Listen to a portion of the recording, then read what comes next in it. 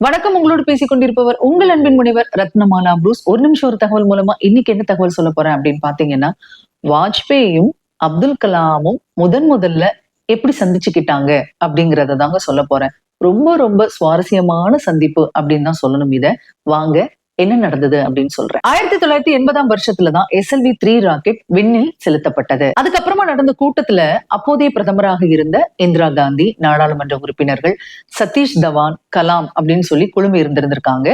அந்த நேரத்துலதான் வாஜ்பாயை யாரு சந்திக்கிறா அப்படின்னு சொன்னா கலாம் சந்திக்கிறாரு.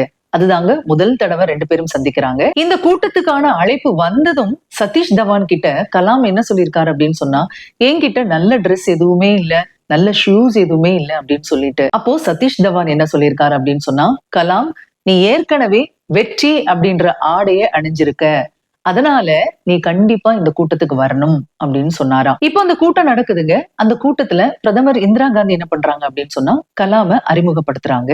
உடனே வாஜ்பேயி அவரை ஆற தழுவிக்கிறாரு. இதை பார்த்து இந்திரா காந்தி என்ன பண்ணிருக்காங்க அப்படின்னு சொன்னா குறும்பு சிரிப்போட, அடல்ஜி, நீங்க இப்ப கட்டி பிடிச்சவரு ஒரு இஸ்லாமியர் அப்படின்னு சொன்னாங்களாம். அப்ப வாஜ்பேயி என்ன சொல்லியிருக்காரு தெரியுமா?